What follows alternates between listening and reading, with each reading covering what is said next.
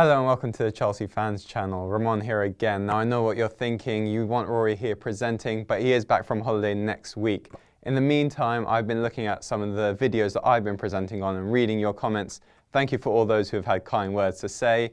And some of you had a differing opinion. Potentially I'm too boring and maybe a little sort of monotonous. So I'm going to try, as this is a fans channel, to listen to the fans and provide a more entertaining sort of video for you guys today and try and deliver the best one-man preview this channel has ever seen for the Chelsea-Real Madrid game. So on to the matter at hand, the Chelsea versus Real Madrid pre-season friendly. Now, I think it's a real shame that we don't get to play Real Madrid in a competitive game. It just seems that we've never had the sort of luxury of drawing them in the Champions League.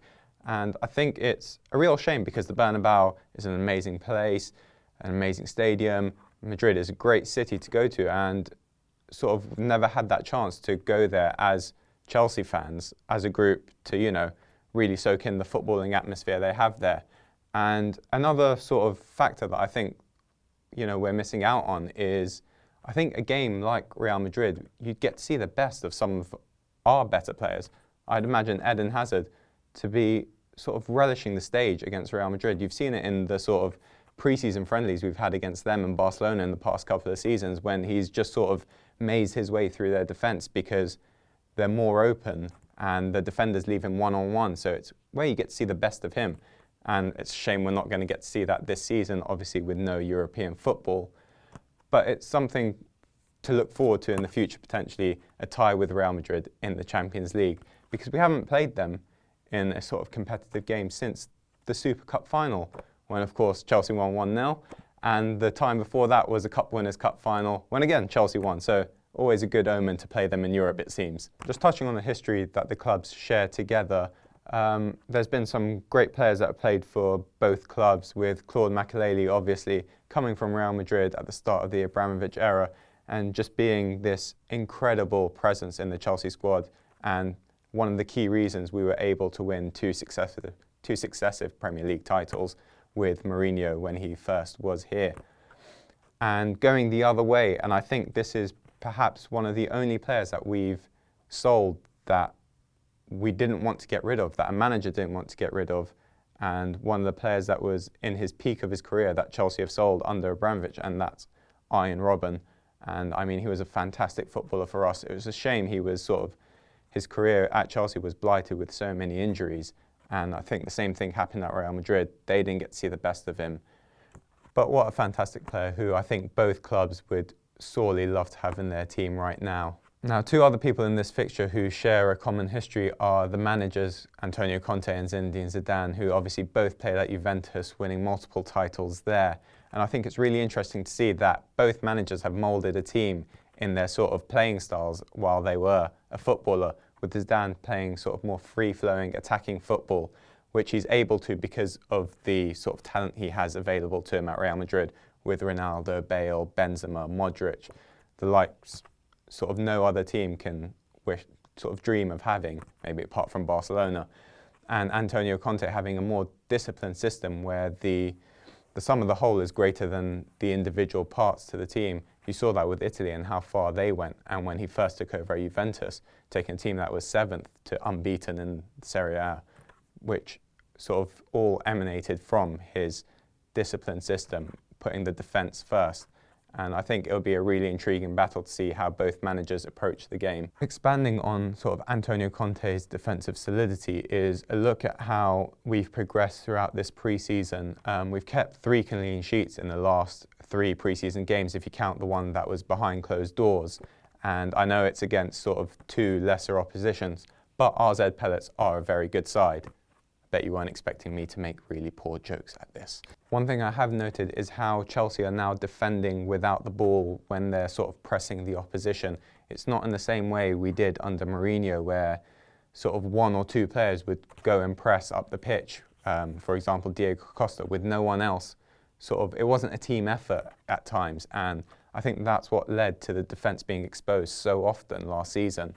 But if you look at the team under Conte, they're sort of more methodical in how they press. I don't think it's sort of all the way up the pitch. They allow the team sort of around to the halfway line when then they'll go in sort of waves and press the sort of likely gaps that a player is going to look to pass to. And I think it's been very effective. I think Jurgen Klopp spoke about it, and he said how difficult it was to break down for Liverpool during the pre-season game. And he mentioned how any team would find an Antonio Conte defence difficult to break down. So that really bodes well for this season ahead, because we can't be leaking the same amount of goals we did last season. It was sort of just something that hasn't been associated with the club for so many years now. We've had this sort of rock-solid defence led by John Terry. It's always sort of had Petr Cech in goal, now Thibaut Courtois. Ivanovic has always been a solid player, now sort of coming towards the end of his career. But it's always been fun on these partnerships with Carvalho, Gallas, just a whole line of defenders, Ashley Cole. And it's sort of good to see that coming back into this side, because we need that solidity. You can't just be shipping goals, because you're not always going to be able to score 3-4 goals. You need to win games 1-0 to win the league, as shown by Leicester last season. So I do think the defence will definitely be less exposed this year than it was under Mourinho last season. I expect the midfield to play a bigger role in the defending, protecting that back four, whereas we saw Matic sort of bombing forward last year, whereas the season before he was sort of stood his ground, stood his position, and picked up sort of any balls that were in his area. We didn't have that last season, and the midfield was just being bypassed. So expect a return to that sort of Chelsea stoic defending, last-ditch tackling, and yeah, just clean sheets galore. Right, I think the only place to sort of go on from here is to try and pick the team. Obviously, that's an almost impossible task during pre-season because of the sort of experiments that a manager wants to try, the amount of squad players that have travelled to America, the different formations that Antonio Conte might be looking to experiment with. But here we go. We can only give it our best shot. So in goal, I have the returning Thibaut Courtois, who's back with the squad in America. And I think it'll be great to see Courtois back in this team. I mean, last season, like many of the players, it wasn't his finest hour. And I think this is a real chance for him to step up again. I don't think Begovic has played badly in the pre-season tours. Like I said, we've kept 3 clean sheets, so he's done really well. But I think Courtois is undoubtedly our number one, and it'd be good to see him back in the fold, back in the starting 11. Moving on to the defence, and beginning at right back is the impressive Ola Aina. Now, we've ranted and raved about him throughout this whole pre-season, and I think it's really important to see his progression. I mean, this is a player that came close to leaving the club on a free in this summer because contracts were stalling, but it's so good to see that he signed a 4-year deal, and he's already sort of showing the club what they could have been missing out on had they released him. And I think that's a sign to the club to sort of give these youth players a chance, because who knows what they could do for another club within the Premier League or within a massive European club. So it's been really good to see Ola Aina really sort of try and push for a starting position. I think he'll get it with Ivanovic being injured. He's been solid going forward and solid defensively, and you can't really ask for more from your right back than that. Moving on to centre-backs, I'm going to put John Terry and Gary Cahill with each other, and I think Antonio Conte spoke about the importance of John Terry, whether it's on the pitch, off the pitch. He's going to have a big say this season, and I think them two are, without Kurt Zouma, the best centre-back pairing we have at the club. Over at left-back, I'm going to keep the same back four as the last game, because while I think Conte is going to experiment with the side, I think he wants a defence that's sort of solid and stable. So I'm going to go with Azpilicueta. He's been one of the most consistent players we've had over the past few seasons. And yeah, you can always expect a 7, 8 out of 10 performance from him. And we'll no doubt see the same against Real Madrid. Onto the midfield, with Cesc Fabregas being suspended, I'm going to throw in Nathaniel Chalobah, who's looked really impressive this pre-season as well. Another one of the sort of younger players who has had a few loan spells now, and he's sort of matured in his time. He was really good for Napoli last season, and I'm expecting him to sort of have a very good season this year. Antonio Conte listed him as part of the central midfielders who are giving him a dilemma as who should start in his 2-man midfield. So it's really good positive sign for him. And I think Nemanja Matic needs the game time. He's sort of we need him back at his best. He can be one of the best central midfielders in the league, and I think he just needs his confidence, and hopefully Conte can give that back to him. On the wings, I'm going to go, it was a toss-up between Moses and Kennedy. Moses has been very impressive this pre-season, but I want to see Kennedy get some minutes. Another one of these younger players who I have extremely high hopes for. He's been direct, he picks up the ball and just beats defenders, and that's what fans love to see.